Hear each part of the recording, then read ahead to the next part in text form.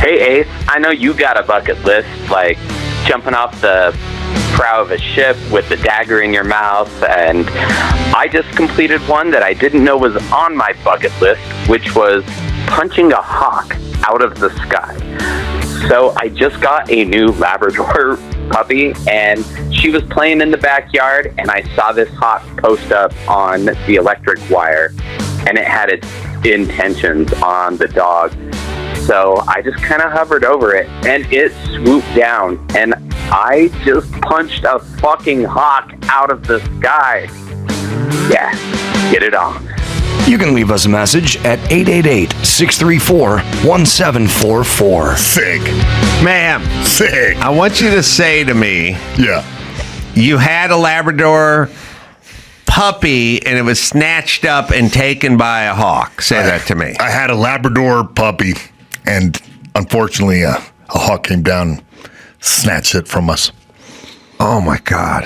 That is unthinkable. That is, oh God, I weep for you.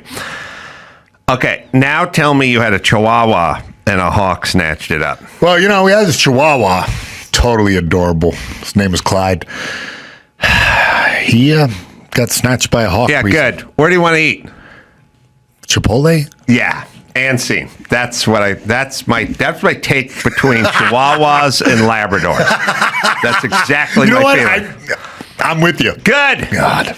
All right. So first, diving helmet. Oh, what? Produced. Welcome back to Flair Talk. That's right. 1820s. All right. What do you got? All right. A luxury RV company is trying to evict a group of squatters who took over a storage lot of campers in the city Of luxury RVs. You know what I'm starting to realize? Remember when you were a kid? Some kid would like steal a piece of your candy or what have you, and then you would go, "Hey, give my candy back," and they go, "A possession is 9/10 of the law." Yeah, Remember that one? And I would go, "No, it's not. You can't just take. I can't take your computer and then say give it back, and then you tell me that possession." That the person who stole it is 9/10 of the law. But I'm starting to think that's true. In LA, it's just, we were here and now we're in this luxury RV. Is that your RV? It is not my RV, but I'm living in it. So fuck off. Like that's where we're just at now. We're just a bunch of fucking crazy gypsy, druggy, hobo, homeless people that just fucking live in other people's shit. There's nothing you can do about it. Yeah, but there's something really spooky and weird about this whole situation. Something sinister. This guy bought 100 brand new RVs and parked them on a lot that apparently has no security or gates or fences, and then disappeared. No, it looks like it doesn't have fences around it. I just looked on the thing. Well, whatever they have, it's not working. If they have they have. There's a fence with barbed wire on it. But this person paid, his first month's rent on storage and disappeared a couple of years ago. Disappeared. Yeah. Well, that's what I heard on KABC today. Huh. So maybe he's wanting to collect the insurance, right, or something. I don't know. I don't know. Out flyers, hobo hideaway. But look, the whole point is sparklers are illegal. Yes, good thing. Sparklers. If any of these people tried to smoke or light a sparkler, the fucking full weight of the law would come down upon them. It's great how they called that safe and sane fireworks, as if safe wasn't enough. Right. Nope. They better be sane too. Yep. Safe and sane.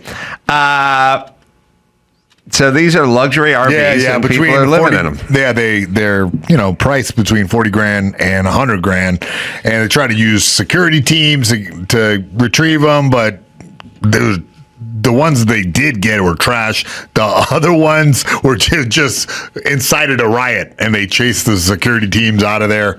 It's a drug village. It looks like it's a mess. It is a goddamn mess. Yeah, and the city says the city doesn't own the site, and there's a private trespass dispute between property owners and a private party. This thing where it's the private party being what is all that junk? That's the crazy part. But the other part is sort of like, look. This thing where it's like, well, you went out of town for 3 days and some squatters came in and moved into your house, and there's really nothing we can do. Yeah. Really? What do I pay you for, city? What are we paying taxes for if there's nothing you can do? And how come you can do everything with me I just got my van towed because you can tow people's vans like no problemo. That's not an issue for you. Or you can tear down people's tree houses. Yeah. If you like. So you can do a lot if people...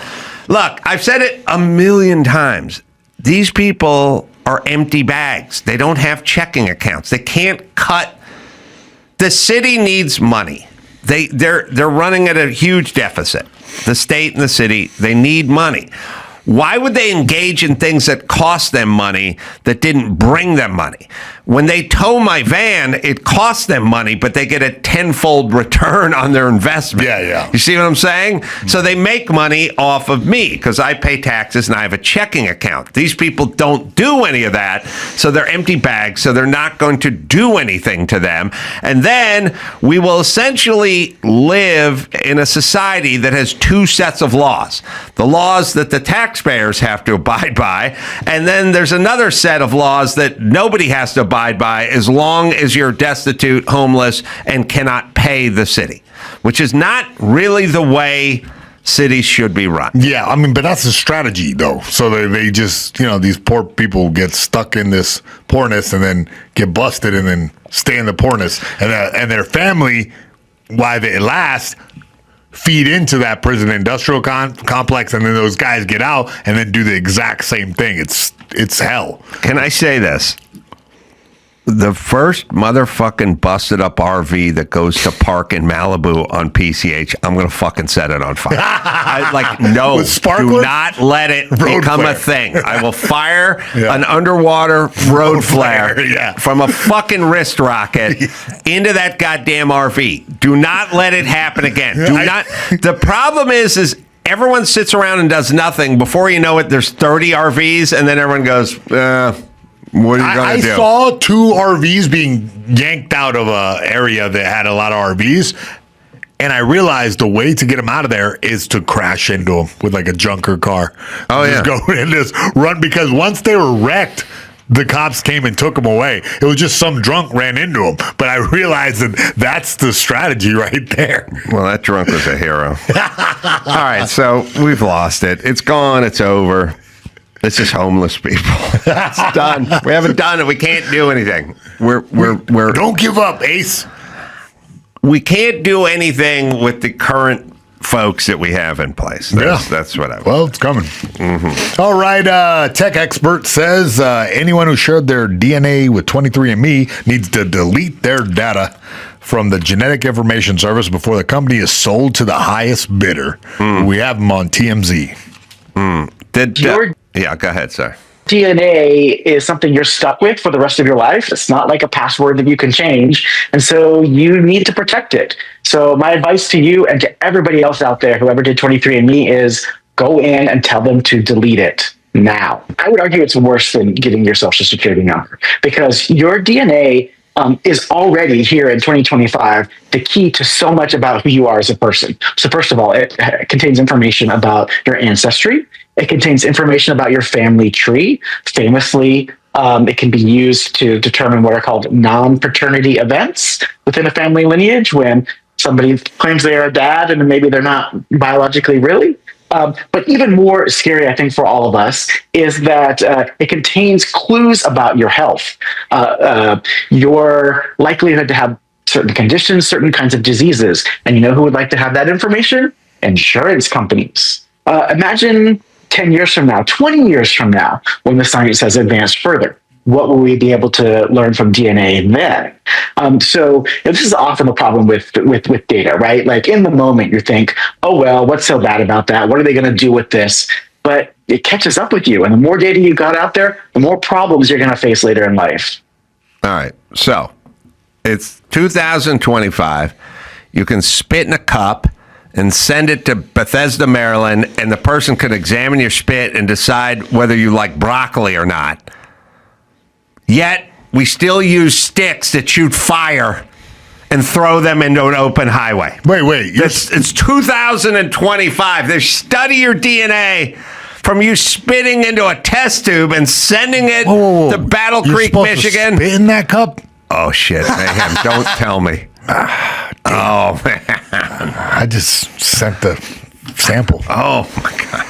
You can do that, or you can take a stick that shoots fire and throw it in the middle of the street. And what is it old or is it new? Where are we living? Are we living in modern times, or are we not living in modern times? You know what? All I want out of these modern times is to take a burrito that's wrapped in foil and put it in the microwave. You know, I just want to be able to do that. If somebody said to me, "Listen, Adam, I have a microwave where you can put foil, where you can get," you know, you're talking burrito, Dawson, but the worst is when you get the Italian food. Yep, and it's all stuck to the top. The pasta primavera, not the top. They give you the fucking foil container. Oh, yeah. The foil. When you do Italian, you get foil. Yeah. And then the next day you scoop, but all the good stuff, all the fatty, creamy stuff, that's all stuck to the serrated sides. And then you're scraping it along the whatever. If somebody said to me, "Look, I got a microwave. You can just put the whole fucking foil thing in there and cook it up. You eat it out of that foil thing, but it's $1 million." I'd go, okay. You know what? It's worth it. It's worth it. It's going to have a greater impact in my life. Yes. Can you make a fucking microwave where you get the Chinese food that comes in the thing? Remember, it used to have the little wire handle on it. I can just throw it in, wire and all. Wire and all. That's the world I want to live in. Yep. Mm-hmm. Instead, we're using the stick with the fire to cook our food. Go ahead. A 19-year-old healthcare worker in Georgia is facing a felony charge after a TikTok video showed her twerking on the head of a disabled person. Mm-hmm. You might want to see this video. He's in the tub. In the tub. And she's doing a weird twerk, but did she feed him like a Scooby treat? A grape? I'm not sure. Yeah. She has treats for him? And then she has another one. This is one of her best hits. So these are people that are like brain dead? Yes. You know, I have a disabled friend who would go nuts for this. He would be so happy this happened to him. It would be the crowning achievement of his TikTok career. I just like the fact that she has Scooby treats for these people. Like she's feeding them. Gotta feed them. Yeah. She's a healthcare worker. Her name is Lucretia Cormasa Coynan of Loganville. She was charged with exploitation of a disabled person after authorities were alerted to the viral video footage. Can I say this? Yeah. Just for everybody. I don't want to turn everything into a race riot, but this is a very black chick who's twerking at the second one on top of a young white chick's head. It's not racism. That was a chick? The second one. Okay. I'm saying, CNN, if it was a white nurse twerking on a black chick's head, it wouldn't be racism either, but you guys would say it was. And then Al Sharpton and all the bitches from The View would mobilize, and then we'd have a big fucking national argument over the redhead chick who twerked on top of the brain dead black chick.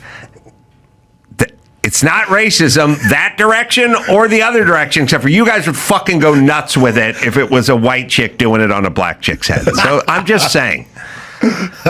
In response to the backlash, she actually posted a video. So you can hear her right here. Right now, it's a video that's going viral of me. Wait, you can pause it for a second. Okay, we have a video explanation. Both victims in the video are black males, except for that person looks light. White or something. It's a light skin. That's a black dude. Oh, God, I thought it was a chick. Yeah. Oh, yeah, it's a mustache. Sorry. What happened to all the black males? I mean, when they all become vegetables? Okay. Sorry, go ahead. Right now, it's a video that's going viral of me, the healthcare worker that's dancing on top of her patient's head. It's not what it is. Trust and believe. All I gotta say for now is angles play a big part, but we're gonna get into that another time. Okay? A lot of people in the comments talking about sex, all type of dumb. All right, let me say something. She's saying it's the angle, it's not what you think it is, so on and so forth. Now, let me explain life. It's all right. Back to racism. Okay. When those Border Patrol guys on the horses were like whipping the reins around and there were black Haitians trying to cross the river, from certain angles, it could look like you were beating them. Yeah. And then those guys would go, "No, man, I'm on a horse and that's the reins and I'm pulling or I'm bringing the horse around and you're seeing what looks like this, but it's not that." She's kind of making the same argument. She's going, "Yeah, it's just the angle. It looks like." Here's the problem. There's no nursing protocols I'm aware of where you stand up on a chair and squat on someone's head. Now, if there was some nursing protocol called like the tush head buff technique or something, then she would go, well, no, I was doing this and you guys thought I was twerking. But I've never seen a nurse stand on the arms of a chair and squat on someone's head. No, I have. Oh, yeah. Yeah. But you're at a strip club and she was wearing a nursing outfit. Well, I mean, she's not a real nurse? Not registered. Look, boss, all I'll say is the hospice guidelines in California are all over the place. You're right. I know. I've just checked myself out of hospice. I'm saying her thing is her thing's an angle thing, like again, the guys on the horses go, it looked like, but I wasn't really. Right, it's neither here nor there. It doesn't matter if it's an angle. It's like when everyone said that Hunter Biden's laptop was Russian disinformation. Well, good thing there's no videos of him doing coke off of strippers. Right. You know. Well, so seeing how I can't think of any reason why you would have to squat on a patient's head, then I'm going to go, this is all wrong. Internet points. Heimlich?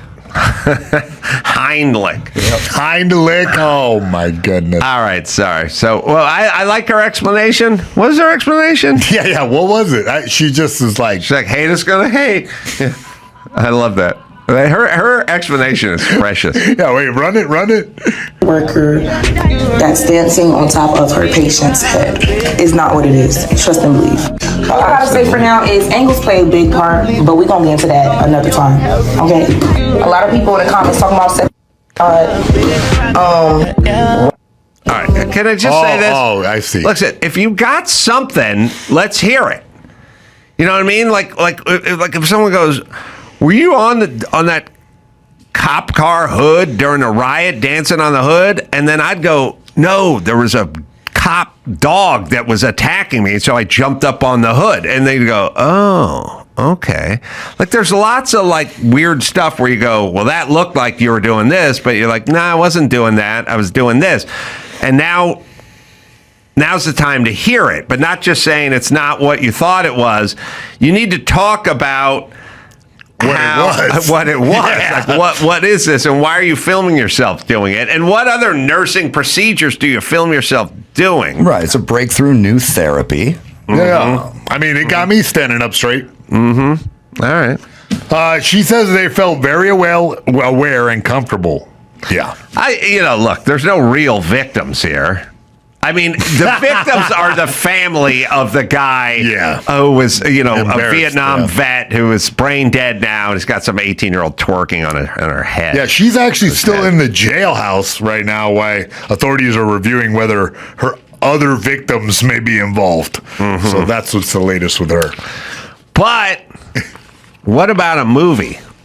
Like a Robert De Niro, Robin Williams movie where the patients wake up the next day. And then at some point the word gets out that she has a magical ass. You know what I mean? And then people start lining up. Could you twerk on Nana? Nana hasn't spoken a word in 4 years. The vet, come over. And then Terry Schiavo's parents are like calling up, like, could you twerk on our daughter? And she's getting, people are lining up, to have her and her magical ass buns twerk on people's heads, because the 3 people she did woke up miraculously the next day. And they talk about a dream of a brown angel who'd come down and visited them upon their head. This summer, Lucretia and the magic ass. Yeah. Oprah produces. I'm watching. No, they made that movie with Dane Cook. It was like Good Luck Chuck. Yeah. He was with a woman, and then every woman he was with, he broke up with, went on and got married. So all the single women started trying to date him so they could have him bang them, and then they would get married and find love. And there was a line. Yeah, Tyler Perry presents Yes. Touched by Lucretia. Touched by Lucretia. Yeah. I'm telling you, if these 2 people woke up the next day and then you saw this tape, you would get in line to get your right. Nana to have her twerk on Nana's head. I'm just saying it'd be a good I'm gonna movie. shoot my shot with Lucretia right now before she gets big. All right, Stu, you got one more? One more story. Silicone breast implant, Botox, and fillers were all plastic surgery marvels that sparked multi-billion-dollar industries. But now there are signs that the next big demand. You want any guesses here? I hope. Could we start a trend where it's like, oh, Adam's sperm on your head?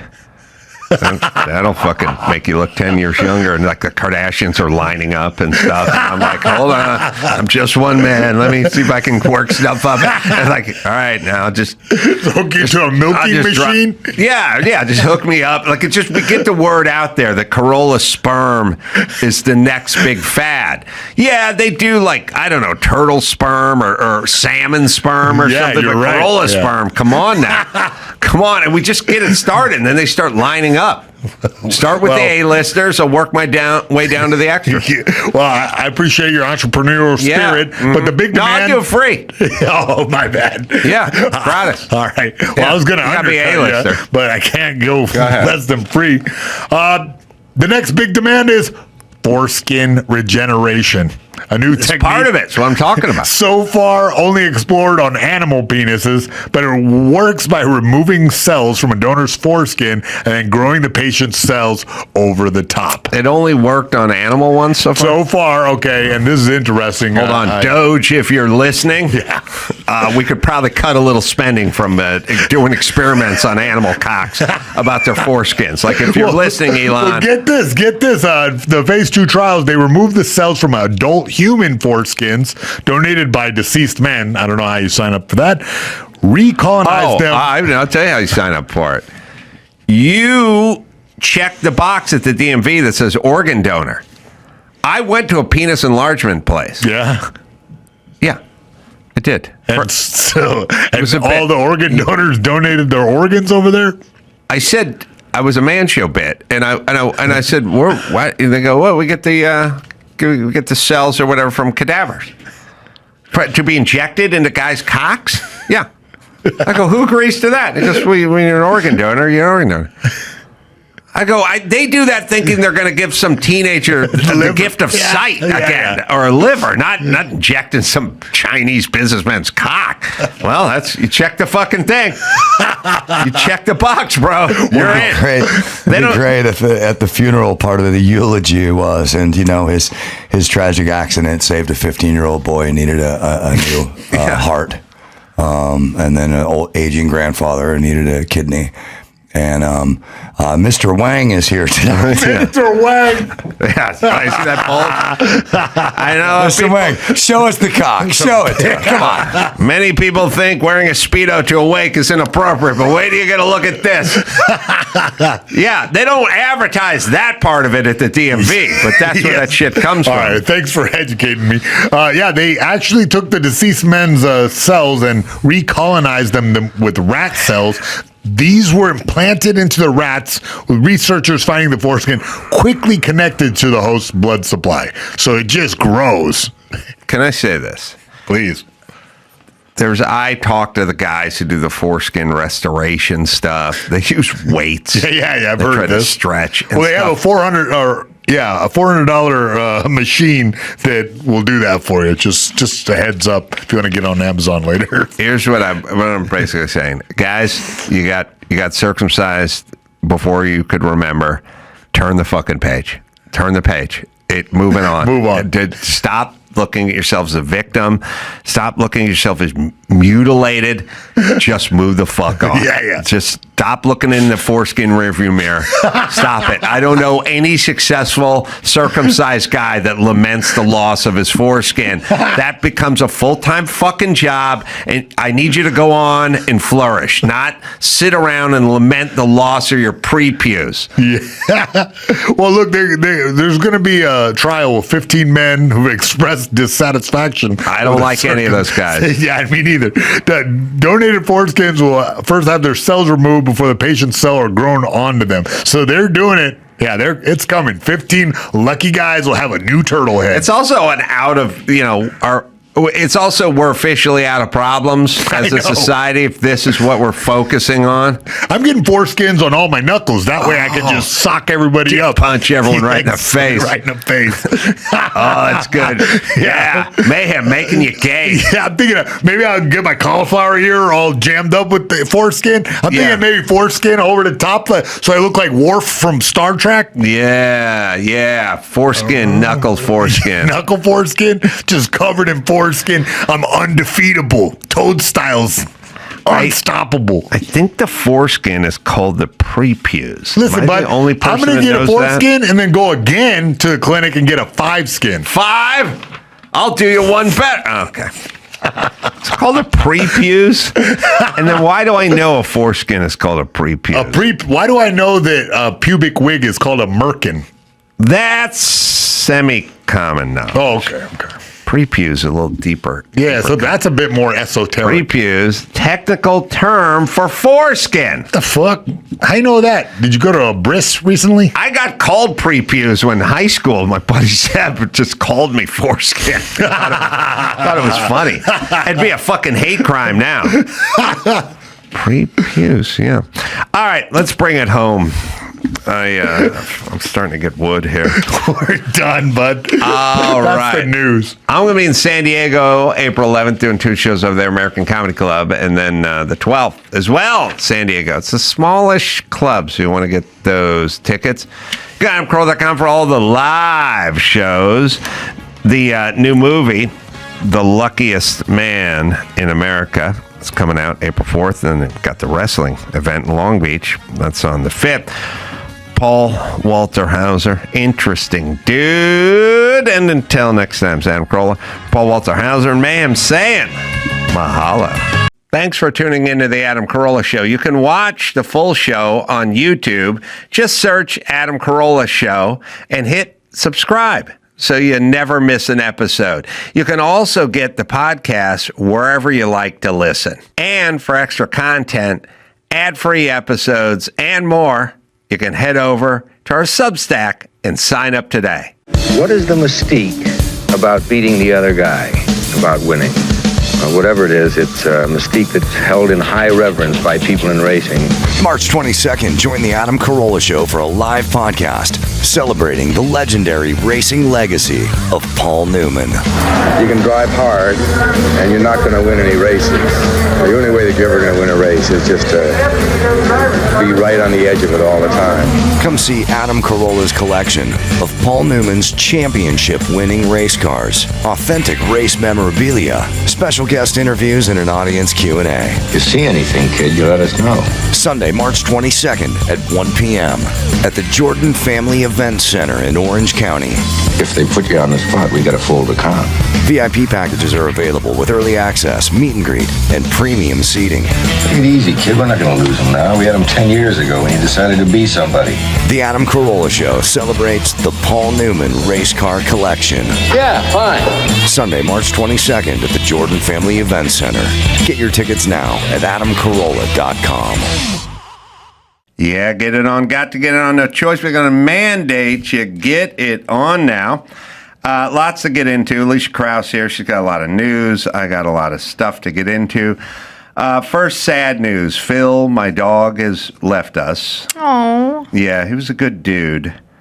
He was. There's a picture we'll put up at adamcarolla.com that sort of illustrates Phil. I think, a dog, a person, a life sometimes can be sort of summed up in one shot.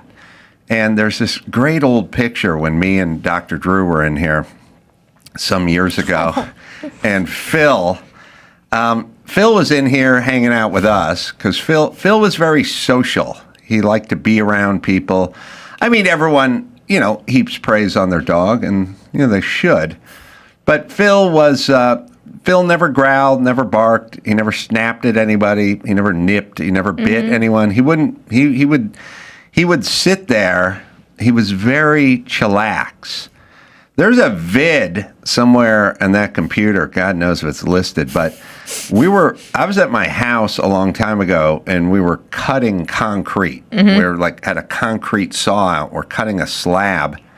Phil was outside napping next to the machine that was cutting the concrete. No, and the guy was going next to Phil, and Phil was just laying there. So he was like detuned. He was chillaxed to the max. And the picture we were looking at, which is Phil. So Phil came in here with me and Drew one day, and he was hanging around with me and Drew.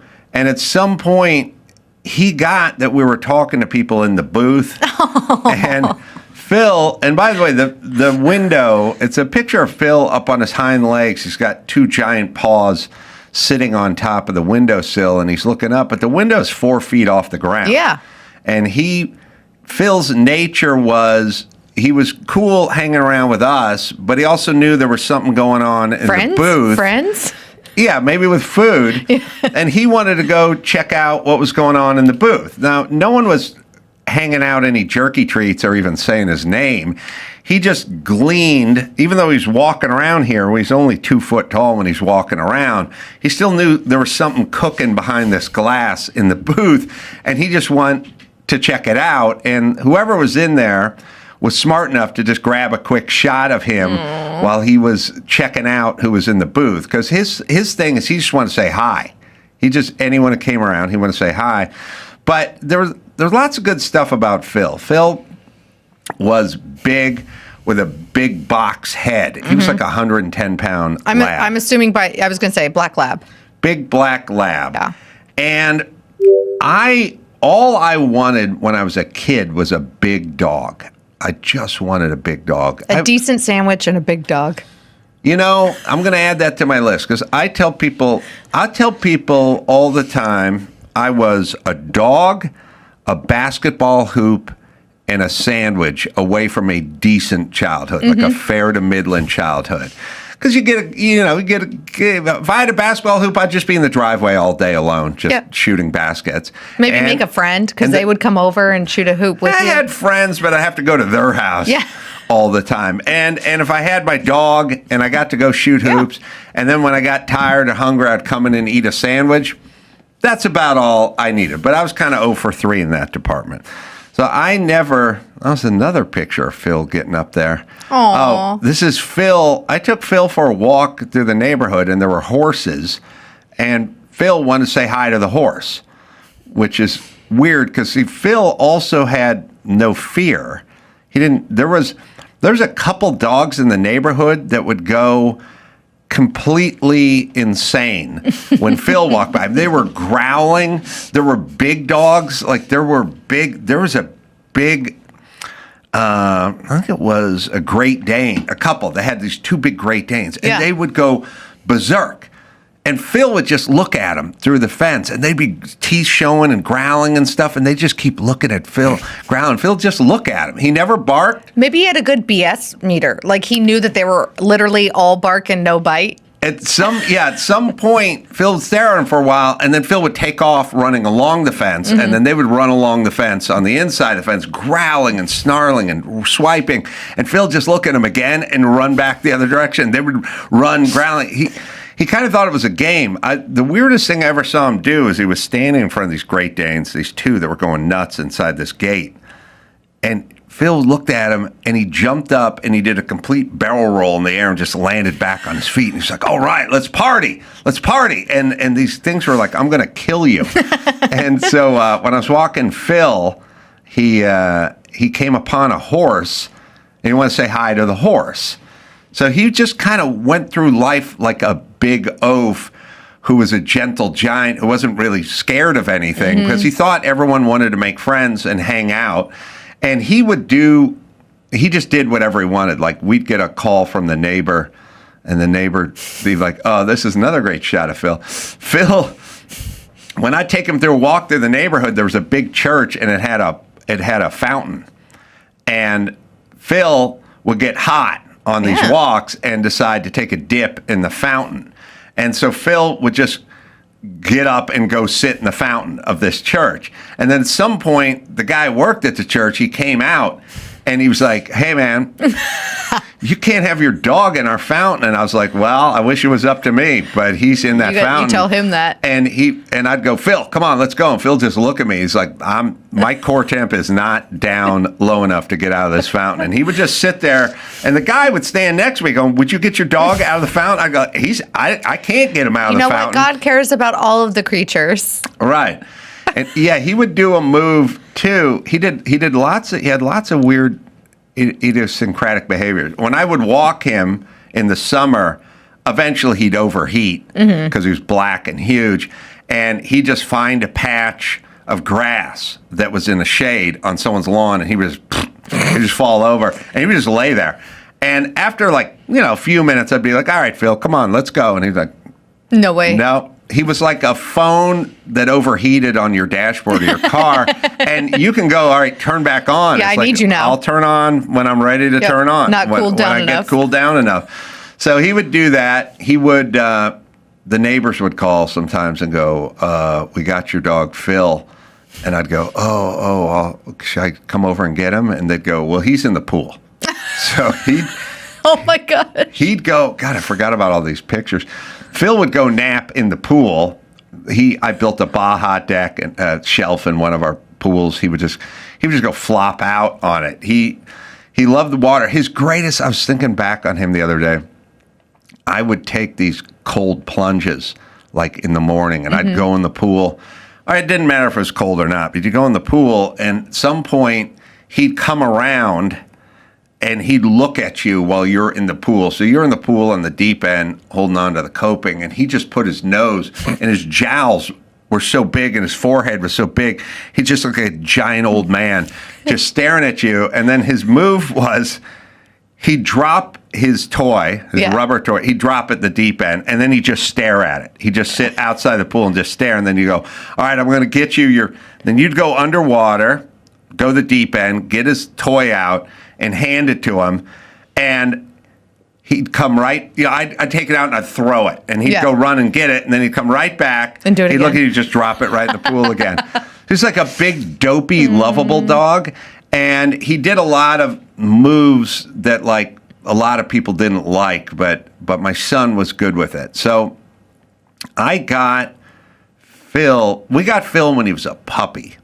And he was just the big, he was the brute of the litter. He was just this big old oaf. And his move he hung with my son. He slept on his bed a lot. And my son was very sort of gentle and friendly and loved Phil. And Phil's move, Phil had a couple moves. Oh. Make me cry. Sonny, hugging Phil. Dogs and daughters, man. They soften men.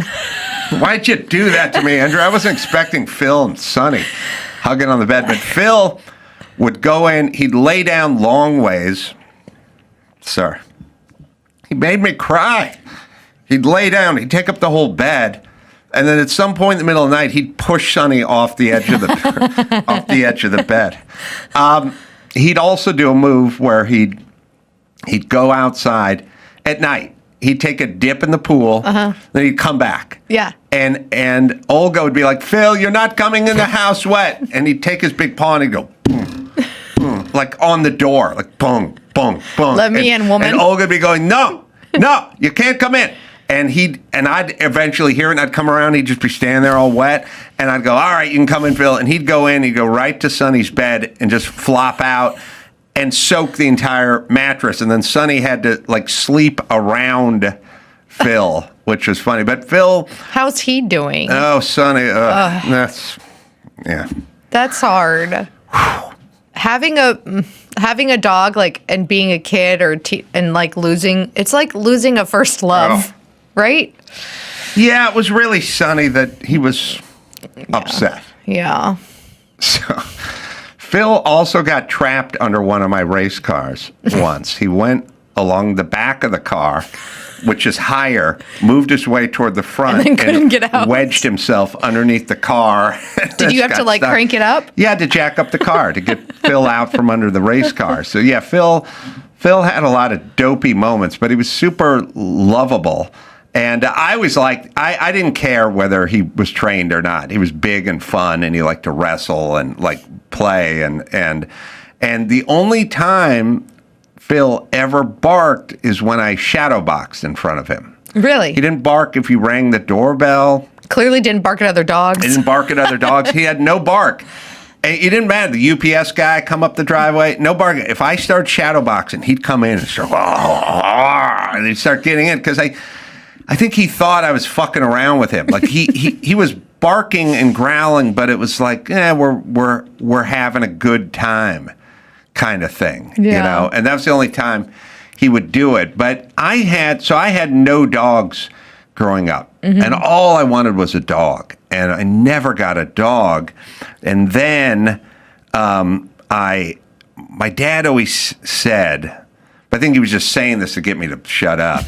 He'd go, well, we live in an apartment, but if we ever have a house, then you could get a dog, but we can't have a dog in an apartment. Yeah. And eventually we got a house, but no dog. Then we got another And then he's house. like, I bought you a house, aren't you happy? Yeah, we never got the dog, and my mom never got a dog, and my grandparents never had a dog, which is kind of unusual when you think about it, because they just lived in houses in the valley that all had fences and backyards and stuff. But I think it kind of spoke to them. They didn't want to take care of other creatures. Yes, they'd have to clean up and feed them and buy food and like do stuff. Yeah. And they weren't into stuff. Also, vets ain't cheap. No. But they wouldn't have, I don't think they would have thought about the vet. They would have thought about kibble and, cleanup. Yeah. This is kind of people did not spend thousands of dollars on like cancer treatments for their dog. I spent so much money on LA vets. Oh, yeah. Well, later on, I remember sitting around. I always wanted a German Shepherd. Mm-hmm. I said, oh, it's such a beautiful dog. Big, beautiful dog, and I could have a dog. And I went through my whole childhood. I never had a dog. Mm-hmm. And then I don't know, how unusual do you think it is to have 3 separate homes in the valley and 0 dogs? It seemed like 1 or 2. Someone in my family should have had a dog, but no one had a dog. But again, they didn't want to deal with a dog.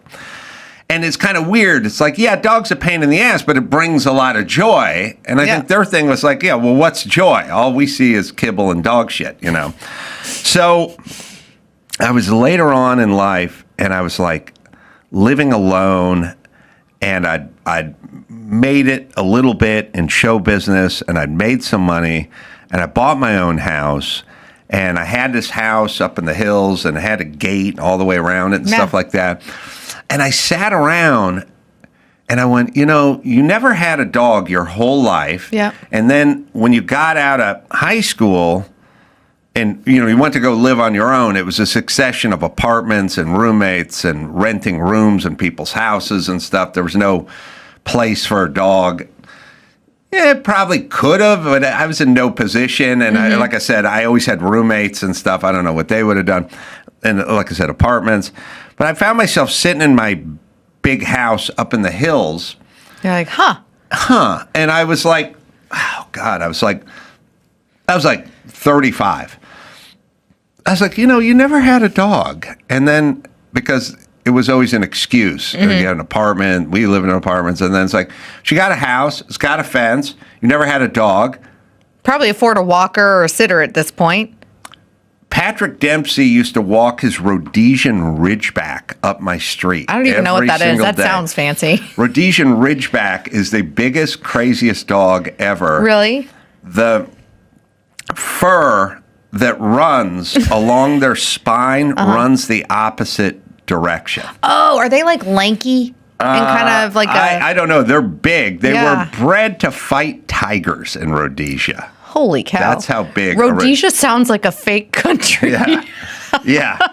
It's like sounds like a fictional country from the Princess Bride.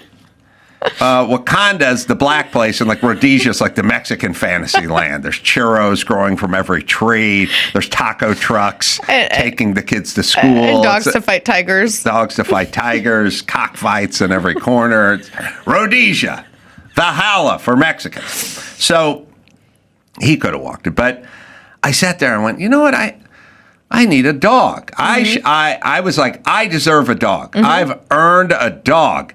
And I found, or somebody found, a breeder that did puppies. Oh, you're going to get hate in the comments for that. German Shepherd puppy. And I got a German Shepherd puppy. And I named the dog after my dead grandpa, Laszlo. But it was good because it was a German Shepherd, and Laszlo sounds a little European. I find people who name pets after humans so fascinating. Like, clearly, Laszlo, Phil. Well, actually, I should cure it. I should amend it. Everyone called my grandfather Lotzi. Oh. And Lotzi was a good name for a German Shepherd puppy. So I got this German Shepherd puppy. It was a royal pain in the ass, but I dealt with it. And then at one point, the dog got to like 8 months and was time to go to the vet to be neutered, died. I know. And like... So was it a corrupt breeder, or did the vet kill it? The thing about the vets is, does anyone really know, like, what the hell? Oh, my husband doesn't trust him. I don't either. Oh, man, you got more pictures of Phil, but it's going to make me sad if you show me more pictures of Phil. I think the guys are, like, we're just enjoying you being emotional today. It's Phil. It's my son. Yeah. He loved Phil so much. He was so broken up, crying on the phone yesterday. I was like, somehow that. But anyway, my whole montage to Phil. Though, like I said, there is Phil with a sombrero on. At a job site? That looks like a construction site. Yeah, there is that somewhere in that computer, probably mislabeled. There's Phil laying around a construction site while they're actually building. Oh, there's him with Sonny again. I think now that's Phil taking up the entire bed. Essentially, is what Phil did. I think he's in my daughter's room back then. Yeah, he was great, fun. No training, but like good hang, and it like had a personality. Wasn't dumb. Drew used to come in here and get him sitting, laying down. Yeah. All he took was one little jerky treat, and Drew, being Drew, going, sit, Phil, and so he'd sit down, like lay down. I'm like, oh, I knew he could do it. He just wouldn't do it for you. He never wanted to do it. Bet you he would have gotten out of that fountain for Drew too. So then what happens is Lotzi dies, and then I'm like, I guess me and dogs were like never in the equation. Aww. And so then I went a long time with no dog, and then a family dog on my wife's side showed up as an adult dog. Labrador, female lab, Molly, good dog, but like skinny with a little head, not the big brute that Phil would be. And then Molly died, but we had Molly for a while, and that was fine, and I love Molly. And then Molly passed on, and then it was another dog, and then I was like, you kids need kids should have a dog growing up. And for some reason, just from my childhood, I was like, I want a big dog. I want that big dog laying on my son's bed, my son, laying next to it. I don't want to tell your son to go pick up the shit in the backyard. No, they never did that. What? No one did that. No one did everything. Oh, well, now there's Phil laying next to two guys that are taking a stump out of a tree. And by the way, it's not like Phil was there and then they took the stump out. These guys were taking a stump out of the tree in the backyard. Two dudes Phil never seen before, and he just walked up to wherever they were and just laid down next to them because he'd prefer to be... He's the foreman. Yeah, next to him. There's something in that same day or whatever, but I was redoing that backyard, and at some point... Oh, this was a video. Sorry, Andrew. This is a video of me firing up the wet saw, diamond blade, cutting concrete slab, and Phil just went and laid down next to this machine, which, by the way, is super loud. And there's shit spraying all over the place. And he's like, I'm good. So he was a good dude. He was chillax. But most of all, I'm happy my kids had a yeah. Natalia went through a bad phase with Phil because he was smelly and shed and come in and knock stuff over, and she's like, Phil, get out of my room, But Sonny was always like, and then Natalia came around, and was able to. Oh, well, we still got. Do we have the Phil video? Oh. Let's see if I can figure this one out. Yeah, we were. I got to rotate it. Hold on. I got to rotate it. We were doing my backyard when I got the house, and there was action out there, and I just walked by the window and saw that these guys were cutting concrete, and I also saw that Phil was laying, I wouldn't say feet away, like sort of inches away, while they cut this stuff. But that's how detuned he was. He was not yappy. He's like, this is my house. Welcome. I'm going to take a nap right here. I wish he had a thought about it. All right, let's see. That's me walking through the house toward the backyard. These guys are cutting concrete with a diamond blade on a wet saw. One guy has a Hudson sprayer, and he's spraying the diamond blade because when you cut with concrete, you have to wet it. So it's called a wet saw. It's a smooth diamond blade. And Phil, who could have easily been in the house laying on a sofa or Sonny's bed or whatever, just thought it'd be. This is how loud it is when I open the door.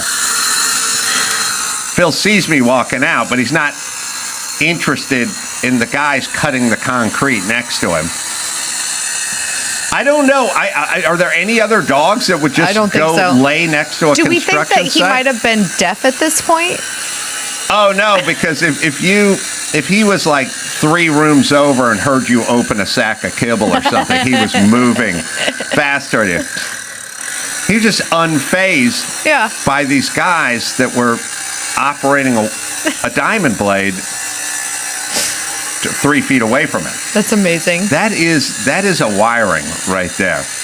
All right. So anyway, Phil shall be missed. He had a good life. I can't complain. I felt really bad for my son, who was really, Phil's #1 fan, and also like a little bit sensitive. Like, he was clearly. My daughter was obviously upset as well, but she's got a little, she's a little more resilient, I guess, as I would say, a little tougher. Well, he and your son clearly had like a special bond. Yeah. I feel like it's like. Parents aren't supposed to say it, but depending on the time of day, you have a favorite kid, right? And I think that people like pets have a favorite person in the house, and sometimes like I have a girlfriend that just got a dog, like just adopted a dog, and she teases her husband that it's his dog, and he's like, well, it was supposed to be, but he likes you more, right? Like I remember when my husband and I got engaged and married, we got a little dog, and I was like, Guinness was my dog, and then Guinness liked Eric more. And it was like, well, okay, it's his dog now. I think that pets kind of like pick a person. Like they love the whole family, but they have like a person, and it seemed like your son was that with Phil. Yeah, he knew that he could take a dip in the pool and head into Sonny's room and sleep on his bed with him and not get pushed off or shooed away. Wow.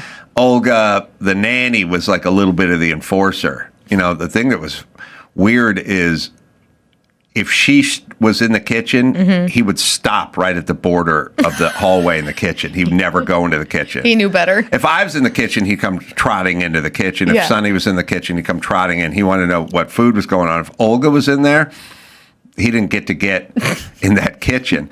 Because also, with the Latins, dogs aren't your best friend. They're there to like protect the house and chase rats away and coyotes and stuff. They have a purpose. It ain't hanging out in the kitchen. It's not snuggling in bed with you. No, they don't even like the notion of the dog laying on top of you on the bed. It's like a weird thing. By the way, Middle Eastern people, the biggest insult is he lays down with dogs. That's their thing. It's like, yeah, thanks. Thanks, Abdul. Like, no, this is an insult. Yeah, let's live with my dog. Yeah, he lays down with dogs. He's a dog. Like they do that thing. And to us Western cultures, like, they're insulting you by saying this guy lays down with dogs, and we're building stairs that we're buying off the QVC that are fully carpeted so we can get our dog up under our bed so we can lay down with our dogs. Yep. All right, so Phil shall be missed. Yeah, R.I.P. to Phil. But like I said, had a good run. We had a good time with him. Lucy. Hey, we all like a little bit of nicotine, right? I know I do. And I like something after a long day's work. It's nice to relax, and that's why I use Lucy. They're 100% pure nicotine that's always tobacco-free. Sometimes I pop one in, one of their 4 milligram mint pouches, and I'll use it while I'm doing my yard work, homework, whatever I'm working on. It just keeps me going. Their Breakers pouches are great too. Each pouch holds a capsule that can be broken open for a little extra flavor. Look, we all need a little treat at the end of the day. And now you can set yourself up with a subscription so they can be shipped right to your door. I love Lucy. You love it too. Am I right, Dawson? Lucy's the only pouch that gives you long-lasting flavor whenever you need it. Get 20% off your first order when you buy online with code ACS. And if you don't want to wait, just head to lucy.co/stores to find Lucy near you and grab it today. And here comes the fine print. Lucy products are only for adults of legal age, and every order is age verified. Warning, this product contains nicotine. Nicotine is an addictive chemical. Fast Growing Trees. Did you know Fast Growing Trees is America's largest and most trusted online nursery? They have thousands of trees and plants and over 2 million happy customers. I know, I'm one of them. They have all the plants your yard needs, grown with care and guaranteed to arrive healthy. I moved around a lot, and Fast Growing Trees helps me make my dream yard every single time. All you have to do is just click, order, and grow. I recently just ordered some more, and family can't believe how good they look, because they look good because they take care of them. They grow them right. They ship them to you, and you put them in the ground, and you enjoy. No wait, no hassle. It's Fast Growing Trees.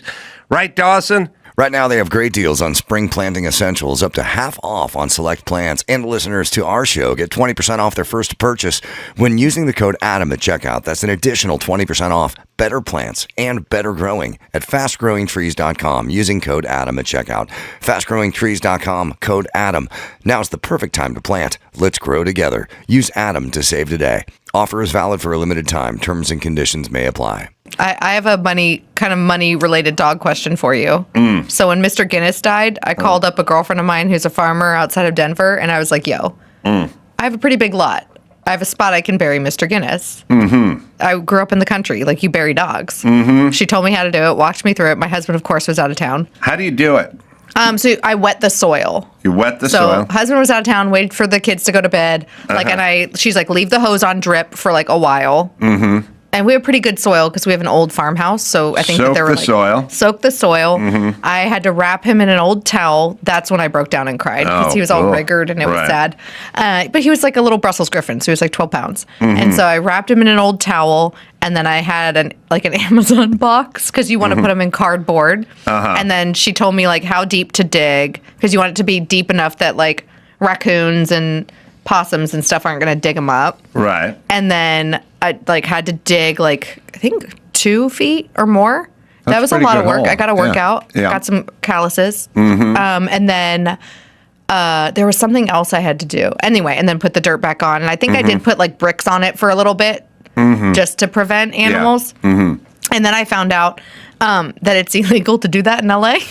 Well, everything's illegal. Everything you want to do on your property is illegal in LA. And that's where my libertarian came out. I was like, bullshit. My house, my dog, my front yard, totally fine. Your labor? My labor, everything. Like, my neighbors didn't know. They didn't care. If they were paying attention, they'd be like, why is he leashed out there with the headlamp at 9 o'clock at night? But it wasn't big enough to bury a body.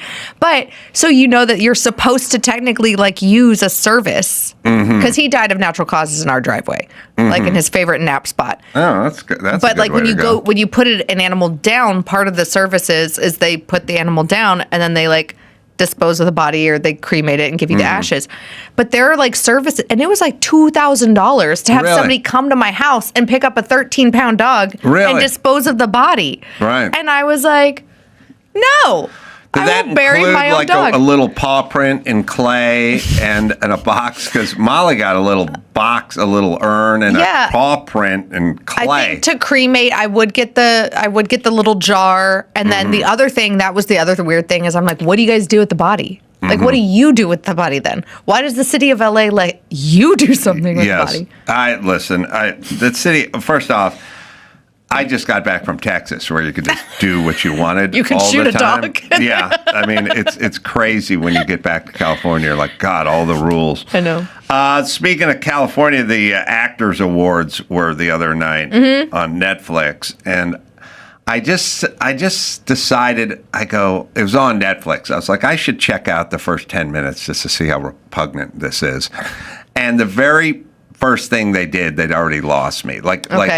So I haven't watched it yet. Well, I saw clips of the In Memoriam, though, and it did make me sad how many people we lost in 2025. Yeah, try having your dog die 2 hours earlier and then realizing that Flo from Alice is gone, and so is everybody you watch growing up. I watched that thing the Memoriam too, and I was like, Phil.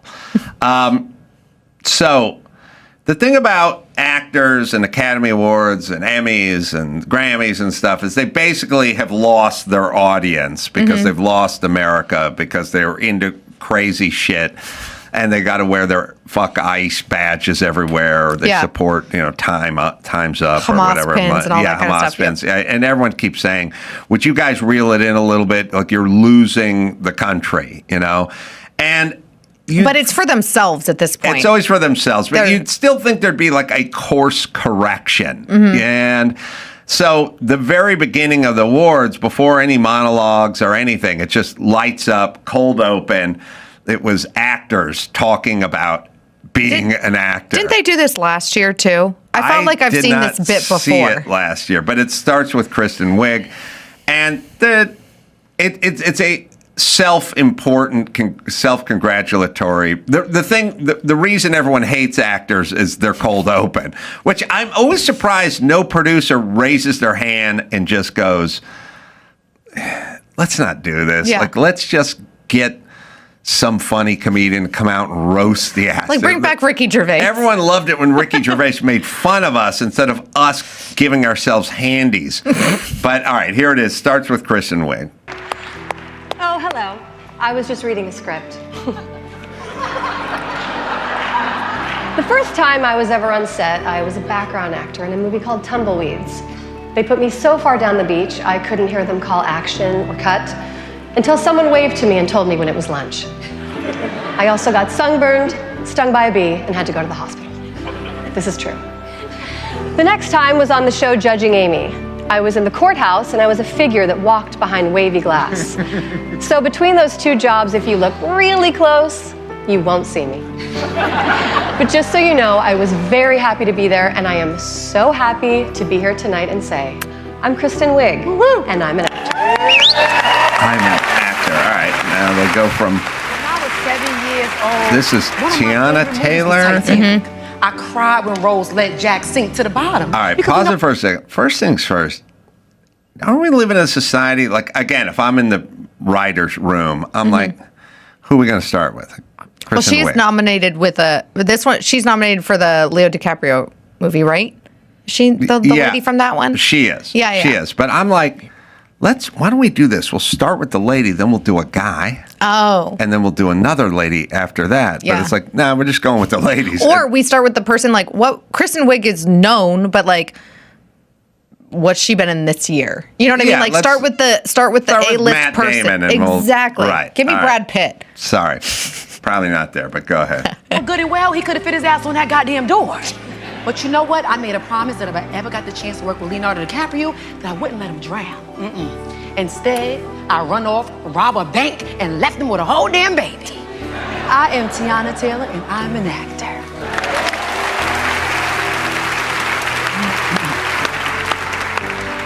So the grand irony of All right, my Delroy sitting here Lindo. right Now, look. experiencing Again, now we got a black dude, fine. But in the world of like optics, like don't we, like someone go, all right, let's do the white chick, then we'll do the black chick. But then we should do Ethan Hawke. Right? I honestly After thought that, like, one, I mix did it not up a little bit. I did not recognize Kirsten Wiig. I was like, holy crap. She's you're right. Looks totally Kristen different. Wiig, yeah. Two, I thought they'd start with Jason Bateman.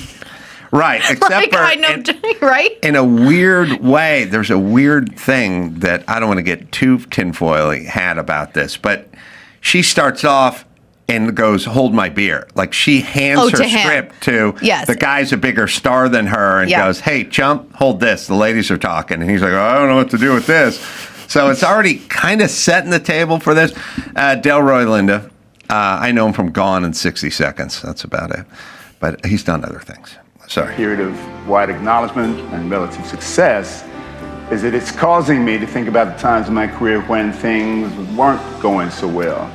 Being able to look back from a place of this current success, times that were more challenging for me, is a testament, yes, to my own self-belief and my ability to hang in. So But courageous. hopefully it's also an encouraging example to all actors out there who may currently be facing their own challenges. Their own challenges of I'm an auditioning. actor, and never forget, all you aspiring thespians, you are too.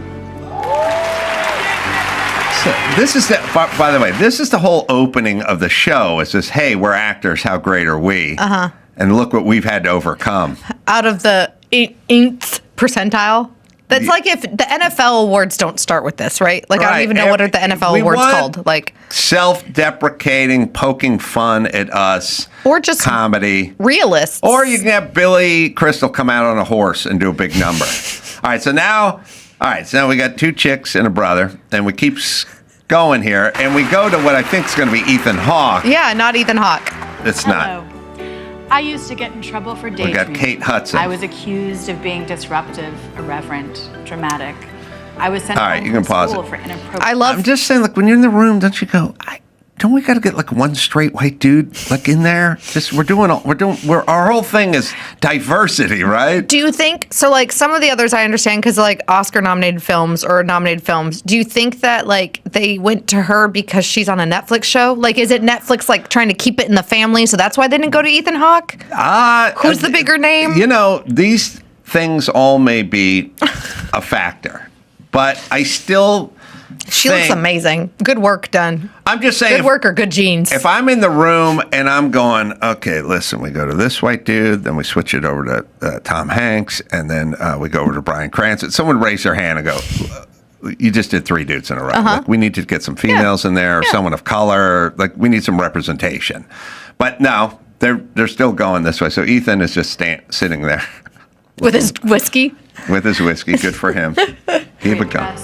My makeup choices were too distracting. I was boy crazy and too loud when I walked in a room. Too opinionated in my ideas. She was too opinionated. She's too good.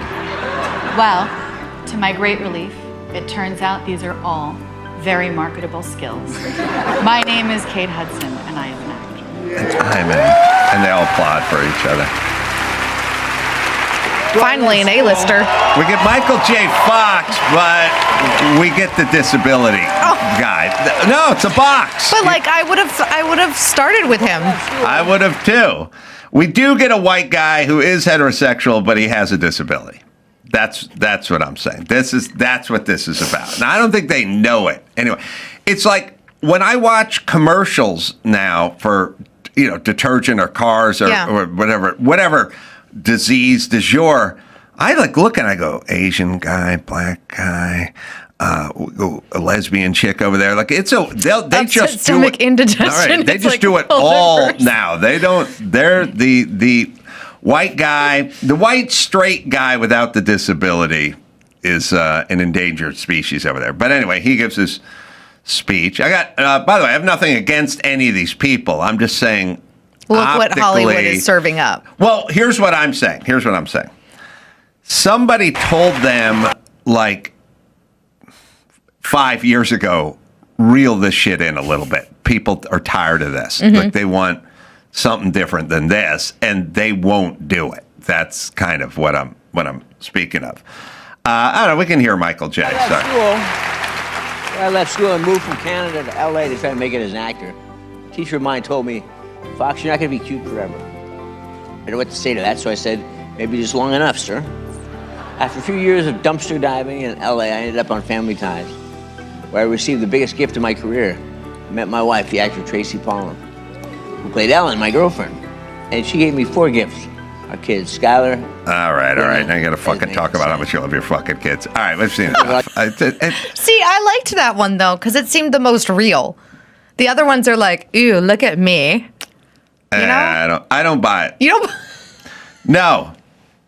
You don't buy the Michael J. Fox, like, I'm an actor? Like, this is how it changed my life? Every Democratic politician, like the Republican politicians, when you go to their page, it's like ex-Navy SEAL, Republican, House leader and whatever, husband, father. You go to like Gavin Newsom, it's like first partner to Joanna with 3 wonderful kids. Like, shut the I don't fucking care. Everyone's got kids. Everyone's got a wife. No one gives a fuck. I want to hear some titles. You haven't seen my Instagram profile then? No. Well, you're like a chick. Wife, mom. That's right. But all right, but you're not the president. You know what I'm saying? If you're the governor.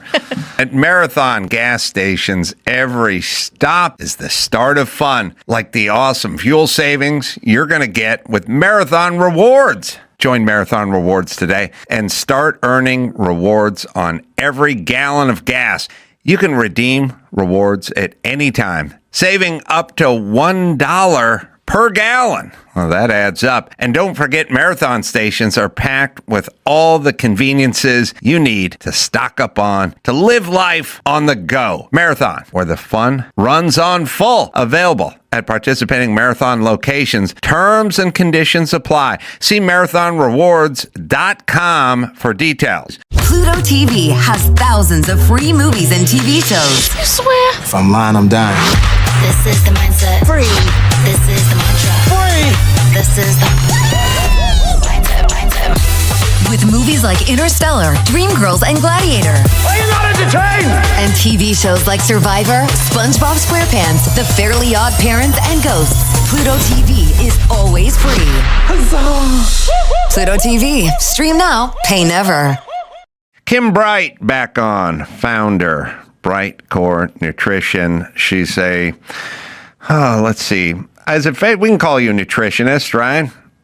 Well, I've been helping people with their health for 50 years. So I didn't actually go and study nutrition in college because it didn't provide what I was searching for and looking for. It was very limited. So I don't like to use that name behind because I've studied so many different things. So I've been helping people get well and stay well for 50 years. Yeah, before COVID, maybe I tended to listen to the experts and the people with all the degrees on the walls and all the heads of this group and that group. And after COVID, I'm now officially suspicious at anyone who went through the system, went through the training. And by the way, it's kind of back when Harvard meant Harvard. Like when I was young, if you went to Harvard, oh my goodness, you went to Harvard. Now I'm like literally suspicious that you've been compromised, I guess I would say. But Kim we were talking off the air about this discovery, this ice cave that's so old, 5,000-year old. They found a bacteria that's resistant to modern antibiotics. And I'm interested in your take on this because I avoided antibiotics my whole life because I was poor and my family was poor and we didn't have insurance. And I never had insurance and I just rode stuff out. I'd get strep throat and I'd just ride it out. I'd get anything I got. I just rode it out and I never took antibiotics. And now I'm the only person I know who doesn't have a bunch of gut problems and a bunch of allergic to everything and skin things. Like everyone seems to have a whole bunch of things that I don't have. And the only thing I can think of is that I never took antibiotics. But let's talk about this ice cave. Well, it's interesting because they found this bacteria there, and you're lucky. Thank goodness your family didn't have the money to do that because you fought it off because you had good bacteria in your gut. But this cave, they found this bacteria that's 5,000 years old, and this particular strain resists all the commonly used antibiotics today, there's 10 of them that are being used to treat serious infections. So now they don't act against the serious infections. And this isn't the only thing that our current antibiotics aren't working on, Adam. I mean, there's something called antimicrobial resistance now, AMR, and they're calling this the next pandemic. With estimates ranging from 30 to 100 million deaths, they're saying, by 2050. Now, what happens is the antimicrobial resistance happens when germs like bacteria, viruses, fungi, and even parasites evolve to resist the medicines used to treat them, like this has done in this cave. But, let me read you some of the article titles. I study so many articles and research all day long, but I found this very interesting, these article titles that have come out just in the past week. This one's directly from the World Health Organization. And the next pandemic is already here. Antimicrobial resistance is upending centuries of achievements in global health. Hospital sewage fueling antibiotic-resistant bacteria. Superbug warning as doctors fear common infections could kill more people than cancer. And low-risk antibiotic has led to an almost unbeatable superbug. I mean, that's pretty crazy, right? I mean, infections are going to soon kill more people than cancer. Well, which would make it the second leading cause of death after heart disease then. Look, all nature is doing is trying to exist, whether it's a cockroach being, they talk about pesticides. And they go, we got to kill these pests. But then future generations are not affected by the poison because they bred it out, and that's just nature.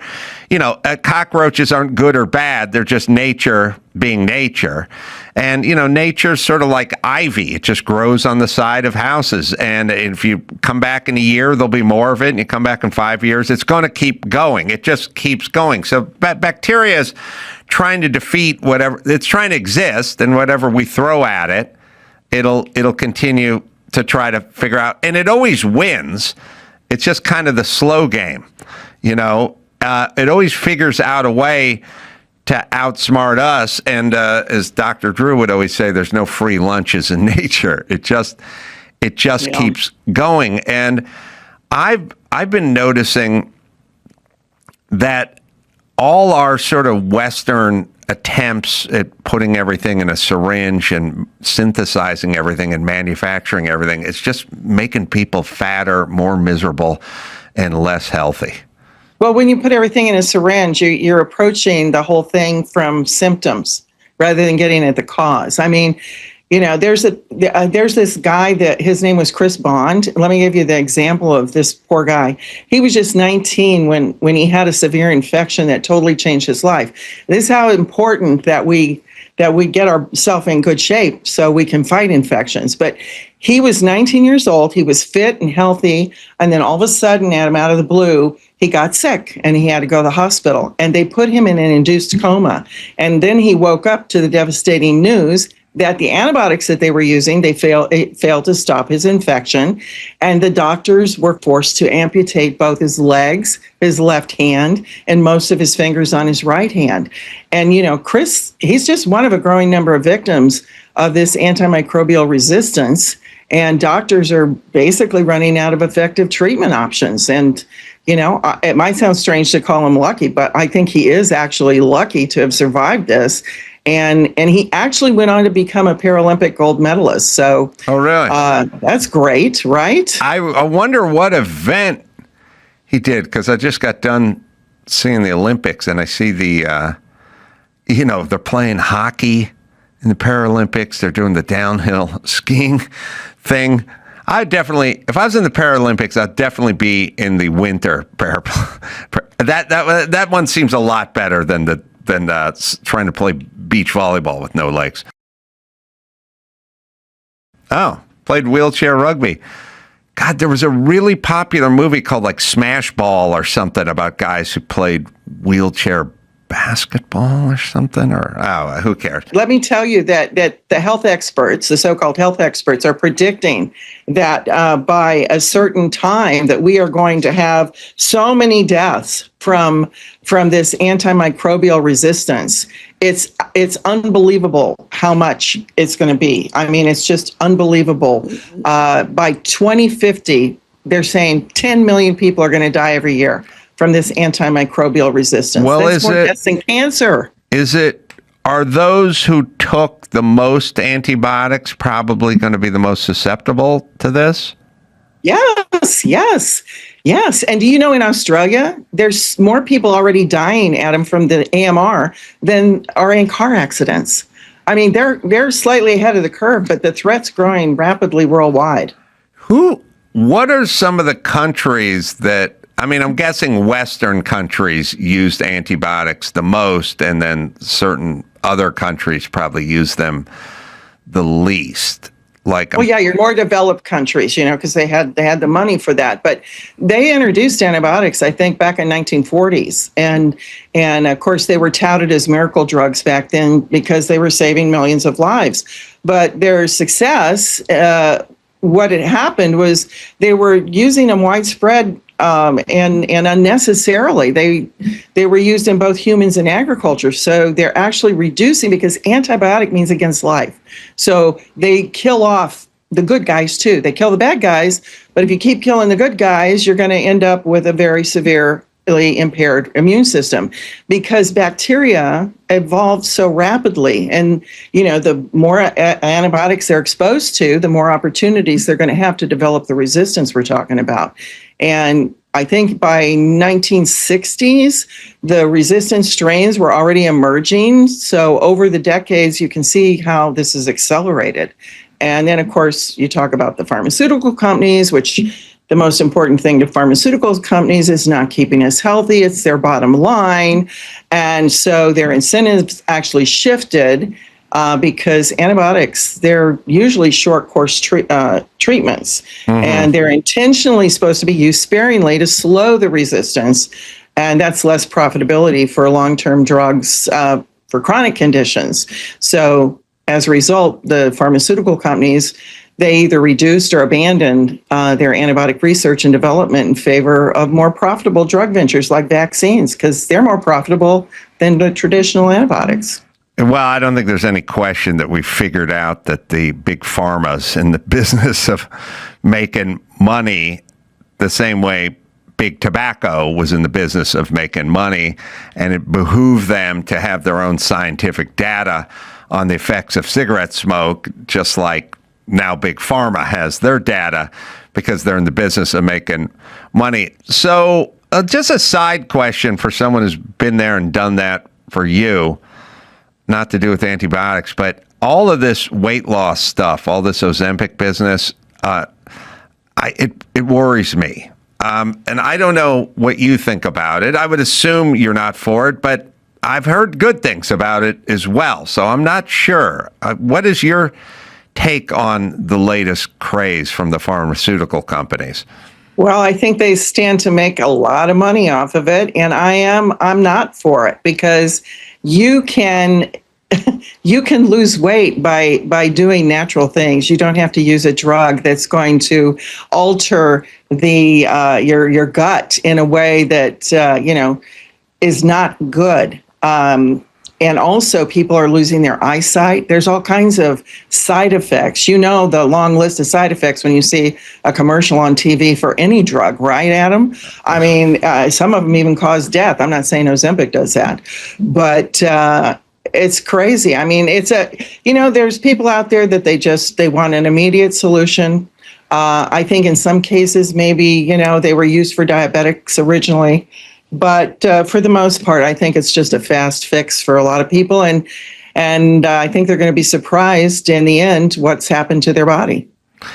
Yeah, it falls under the heading of no free lunches. Like, sorry, yep. It's diet, it's exercise, it's all the stuff your grandpa knew and the founding fathers knew, and it's a way of life. And the shot part to fool your body into thinking it's not hungry, it might work temporarily, But big picture, I don't think. Here's what I would say about most of this stuff, whether it was the COVID vaccination, whether it's antibiotics, or whether it's being on COVID. I don't think you'll be happy with that decision 10 years from now. I'll bet you wish you didn't. Yeah, remember, Big Pharma is about making money, bottom line. The cured patient's no longer going to be a customer. They want to keep you sick. That's their intention. They keep making money off of you that way. And, there's even vaccinologists that are saying they want to solve the problem of AMR with yet another experimental mRNA vaccine. I don't want another mRNA vaccine. I don't think you do either, Adam. I mean, there's so much evidence coming out about the damaging effects of these vaccines. And what most people don't know is how many harmful effects antibiotics can have. Oh, we're figuring it out now. But the stuff you got to keep an eye on, people, is the stuff that seems too good to be true. If it just, it's like when they go, oh, Weight Watchers has a dietetic fudge now that tastes just like regular. It's like, okay, it's too good. Don't buy it. Just don't eat fudge. And then when you do eat fudge, have good fudge, but don't do it that often. And then go for a walk afterward. And nature will take care of you. Exactly. Marty McCary. These guys all turned out to be correct all through COVID, even though they were being attacked, right? Oh, yeah, they were all right. They were all correct. But I know there's a clip of Marty McCary we wanted to look at. The agency, and this is common of regulatory agencies, tend to fall behind and not be able to keep up with the times. I agree. We talked about that. The microbiome is the biggest frontier of medicine that we are not talking about, that we need to talk about. We know things mess up the microbiome and directly result in diseases. One of the biggest studies in modern medicine that has been ignored, and I think one of the most important studies, has been a recent study out of the Mayo Clinic that looked at kids who got antibiotics in the first 2 years of life and then tracked them as to what diseases they developed later. Now, why would antibiotics potentially cause disease? Well, the theory is that we know antibiotics alter the microbiome. It's almost like carpet bombing parts of the microbiome. Yeah. And you get bacterial overgrowth. We don't know what to do with it. We know overgrowth is associated with inflammation. And so I just wrote down some of these study results. The kids that got antibiotics in the first 2 years of life, 20% higher rate of obesity, 21% higher rate of learning disabilities, 32% higher risk of developing attention deficit disorder, 90% higher rate of asthma, 90% higher rates of asthma in kids that were given multiple antibiotic dosages. Any antibiotic exposure in the first 2 years of life. And there was what we call a dose-dependent relationship. The more courses of antibiotics a kid got, the greater the risk of obesity, learning disabilities, ADHD, asthma. Celiac had a nearly 300% higher risk if a kid took antibiotics. Wow. Crohn's disease, nearly a 300. All these diseases are going up. Yeah. If you just use your kind of horse sense, old-fashioned mind, you'll get to a lot of answers, which is, I have said repeatedly, how come Crohn's disease didn't exist when I was younger? How come no one was allergic to peanut butter? How come no one was allergic to wheat? No one was allergic. First off, when I grew up, nobody was allergic to anything. It was very rare. There was a couple, maybe a couple of hay fever nerds or something around, but I never knew. I hung out. All I did was hang out with other kids. That's all I did. As my whole childhood was just me and a whole group of neighborhood guys, and everyone ran around. There was no dietary restrictions. There's no allergies. There was nothing. And Crohn's didn't exist, and neither did all this other hyper deficit disorder and all these disorders. I sit around and see commercials for fixing everyone's stomach. Everyone's got Crohn's. Everyone's got some reflux. Everyone has everything. And I'm like, how's it possible that none of this existed and now it all existed? And don't tell me this is how we evolved. Something there's some corollary. Something caused this, and I think we're finding out what it is. Yeah, and let me just read you a few of the endless amounts of study titles that measure the damage of antibiotics. You heard Dr. Marty McCary there.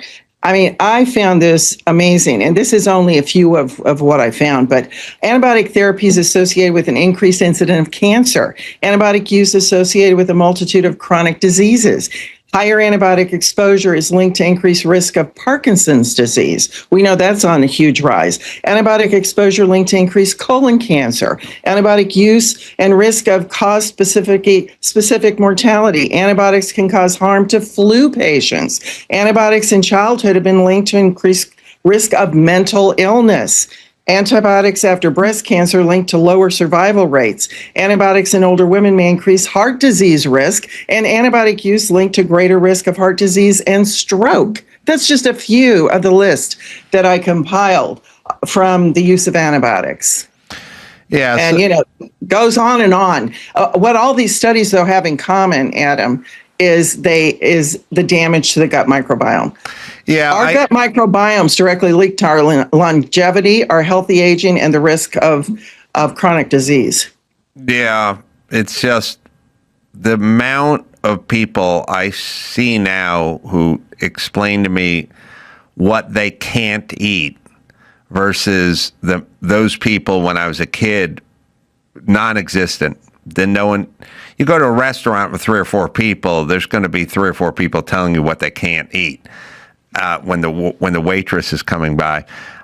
I know it's upsetting. Yeah, I agree. Upsetting. I'm also. I don't like to go out with people for that reason. I mean, I like to cook at my house, my organic and everything I make. But I had this story that I just read about a woman named Maria Morea, and she lived to be 117 years old. She was born in 1907.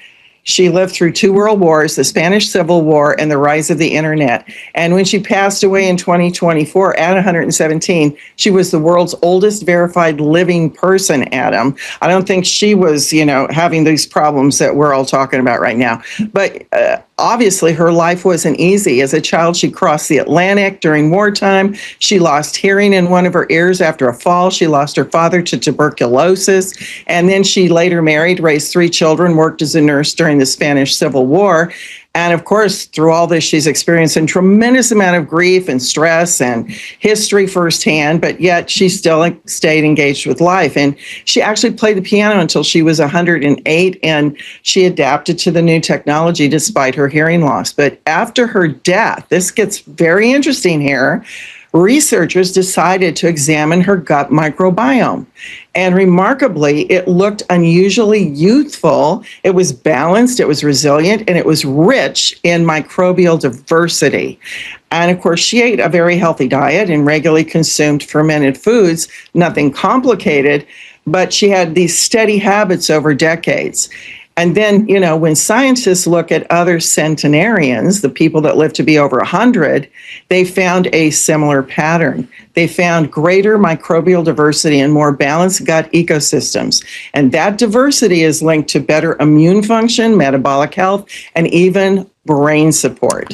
So, Maria's story suggests something very powerful here, that aging may not just be about genes or that you're lucky, but it's actually protecting the ecosystem that's inside of us all.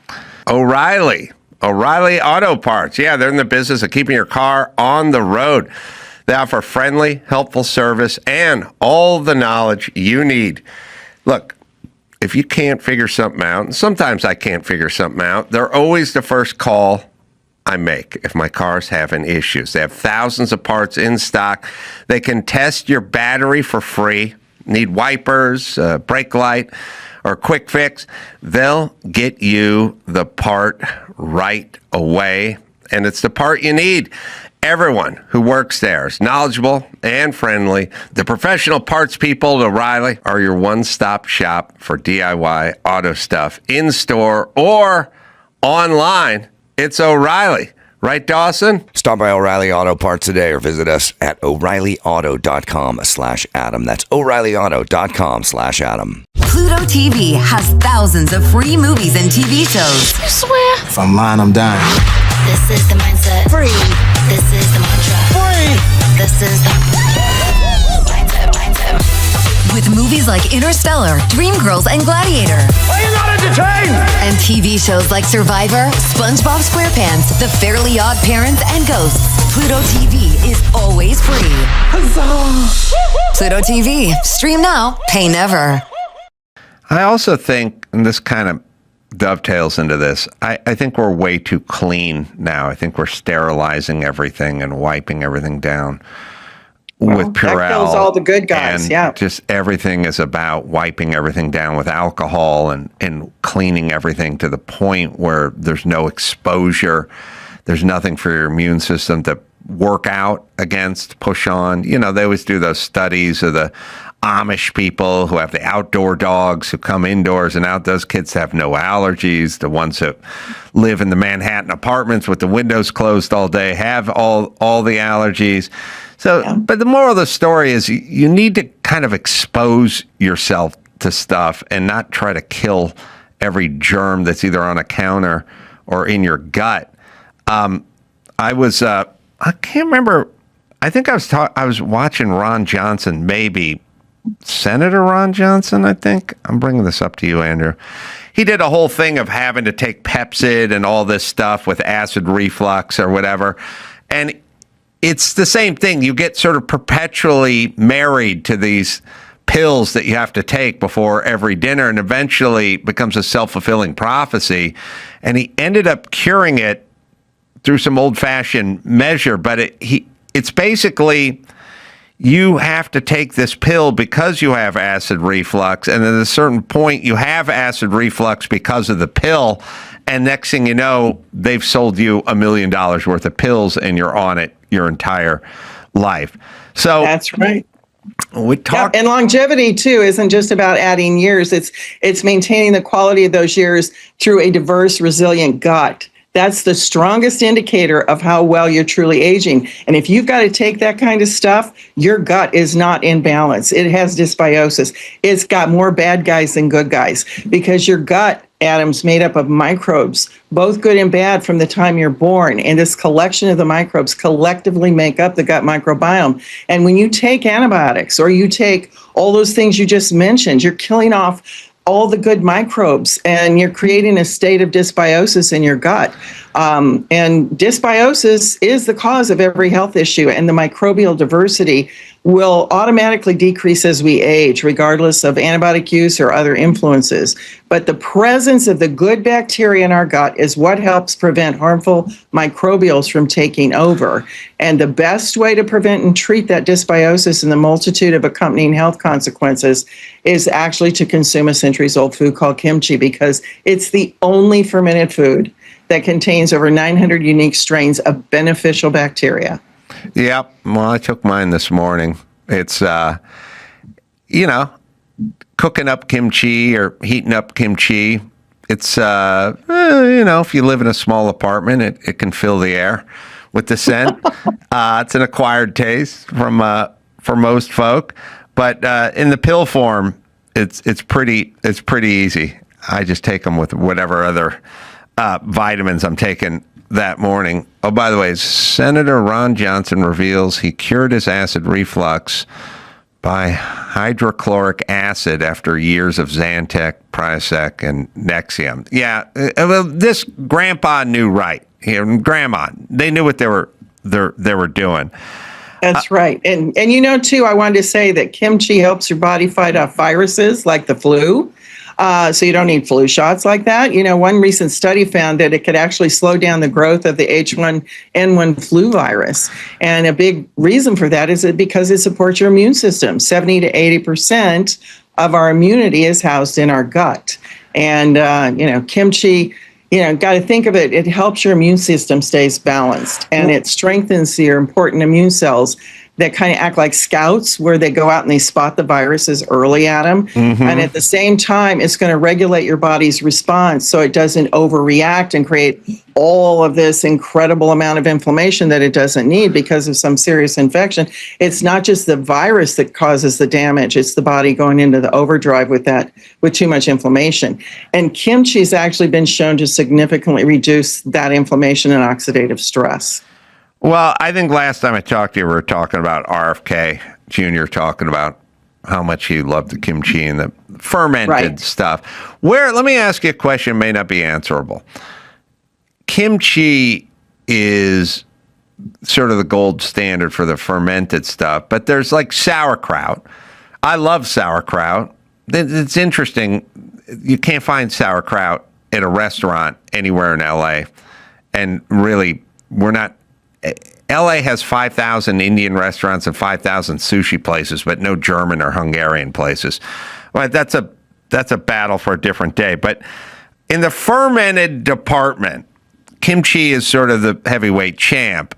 How far down is like the king? Where's sauerkraut and where like pickles or something? Like is kimchi twice as good as sauerkraut or 10 times as good as sauerkraut? Oh, no. Guess this: 900 plus beneficial bacterial strains in kimchi, and 28 strains of beneficial bacteria in sauerkraut. Oh, really? Eat your sauerkraut if you like it, but you're only getting 28 strains. So, there's your answer. And, during the early days of COVID-19, Adam, South Korea had a much lower death rate compared to any other country. And that's where kimchi started. And I know researchers have pointed out that Korea's high daily intake of kimchi, because they eat it every day, some of them even eat it at every meal, that it played a role in that. And it's so packed with bioactive compounds and probiotics that make it harder for viruses to even enter into our cells. And even back in 2003, I think, when the SARS outbreak happened, South Korea reported 0 deaths. And there were so many deaths all over the world from that. And again, researchers are looking at kimchi's antiviral and probiotic properties as the determining factor. So, kimchi's got powerful, what they call antifungal properties. And that's because it's rich in the beneficial bacteria like Lactobacillus plantarum and Lactobacillus sakei. And as kimchi ferments, these bacteria naturally are producing compounds that make it really hard for molds and yeast and parasites to grow. And in lab studies, certain strains found in kimchi have reduced the growth of harmful molds, and something like Aspergillus. Now get this, by up to 97%. That's amazing. And then they basically create an acidic, unfriendly environment for the pathogens to grow in. So kimchi is so amazing with those 900 plus beneficial bacteria. It goes far beyond any other fermented food out there, but all fermented foods are good to eat, keep your body healthier. But you want the king of foods when you're really trying to deal with these heavy-duty pathogens, especially if you've been on a lot of antibiotics. Yeah, well, most people, I would say, growing up in the United States, probably anyone listening under the age of 50, maybe under the age of 40, certainly under the age of 30, has just showered their gut with antibiotics all through your life. And so we're going to have to try to right that ship. And like I said, you can buy kimchi, but it can be a little bit tough to do up in the pan. And sometimes getting your kids to eat it, for instance, might be difficult. But the pill form works pretty well. And like I said, you can tell there's kimchi in it for just a second before it goes down. But I will say this. I do take the product and I do not belch it up or burp it up or have that. Sometimes when you take a fish oil and you go about your day and at some point you hiccup later in the day, it tastes like someone put a cod in your mouth or something like that. Well, it does. I mean, that's what certain vitamins do. But Kimchi One does not have that. I take it every morning, and I never. It's potent, but I cannot feel the effects of it. You wouldn't know it. You wouldn't know it. Burping up or later on the toilet. Like, it doesn't have any. It doesn't come with that baggage, I guess, is what I'm saying. Well, I'm glad to hear that. And, in simple terms, the kimchi helps crowd your body, crowds out the fungus and the bacteria and even parasites, while it strengthens your natural defenses. So it's great that it doesn't come back up on you. And, everything that that has been mentioned about the harmful effects of antibiotics also can, it can change when you put the right strains in, like in kimchi. And it's the prime cornerstone of your overall health is your gut microbiome. So you definitely want to, encourage that by taking it every day. And if you don't want to eat it, then the way to take it is, take it as kimchi one. But, I want to also say something about, there are a lot of people that think they're going to fix their gut with just taking the probiotic supplements that are out there that have, maybe one or two strains, but they're showing that they have this huge amount of CFUs out there. And they're usually, most of them are one note solutions, whereas kimchi, if you can think of it like this, it provides a complex microbial symphony, if you will. It's wrapped in a protective fiber delivery system, and it ensures the good guys are actually going to get down into your gut alive. And, it's really a full ecosystem package. And along with the live microbes, it's naturally bringing prebiotics, which is the fiber, the plant fibers that are in the compounds of the cabbage, garlic, and onions. And they're going to feed that beneficial bacteria because that's what they need to eat to live. And then the postbiotics are the helpful compounds that the bacteria actually produce during fermentation. And so that combination matters because the probiotics they really do struggle to colonize or even survive in your gut if your gut's not supporting them. So kimchi helps create that supportive environment and delivers the ready-made microbial byproducts that can interact with your gut lining and immune system right away. So, in practice, that means kimchi can offer more reliable multi-pathway benefits than a typical probiotic pill. So that's another good point. Let's give you a plug then. Let's figure out, let's tell everyone how to get Kimchi One and set them up. Well, because we made Kimchi One because there's so many beneficial effects, like you've heard of all these things. I mean, and again, people, whether they like it or not, it's hard for them to take it every day. So we made it in capsules using a cold process drying method to retain all the live probiotics, enzymes, and the fiber of the fresh kimchi. Also, people that are on sodium restricted diets, this is great for them because unlike store-bought or homemade, this is very low in sodium, 100% made in the United States, non-GMO and all natural. So if you've had problems with your digestion, irregularity, immune system, we have people writing us telling us they don't get sick anymore. Their gas and bloating's gone. They're regular. People who couldn't lose weight, their waistlines have changed. Suffering from a variety of symptoms since especially 2020. They couldn't identify the cause. Those things are all gone now using Kimchi One. So the special that we can offer for your viewers today is they can get 25% off their order of kimchi by going to brightcore.com/Adam and use the code Adam, or you can get up to 50% off with your order and free shipping when you call 888-418-0915. And, I started this company 29 years ago. It's a small family-owned business. So we're not a fly-by-night. We've been here for a long time. And we love having people call in so we can talk to you, answer your questions, and make sure that this product's right for you. And so we're going to incentivize you even further to call by giving the first 100 callers a free bottle of our Thrive with their order. And our Thrive is a curcumin turmeric complex that we combine with ginger and black pepper extract. And that helps combat inflammation, boosts brain function, and even promotes good liver health. So you want the best discounts and you want that free bottle of Thrive, then you need to call 888-418-0915. Adam? Thanks, Kim. I take it every day. So far, so good. Not good. As much as the sniffles. Kim Bright, thanks for joining us today. Appreciate Thank you. Appreciate you. Thanks so much. All right. I'm going to be in Santa Ana doing a Newman doc there. We're doing a live, pod there. That'll be the Jordan Family Classic Cars. That'll be March 22nd, Santa Ana, California. All the Newman race cars are there, so come by and say hi. And I'll be in Nebraska on March 27th, 28th. You just go to Adam. The merch store is open, by the way. We got the new merch. The website is up live. So you can go to adamcarolla.com for all of that. And until next time, this is Adam Carolla for Alicia Krause and Kim Bright saying mahalo.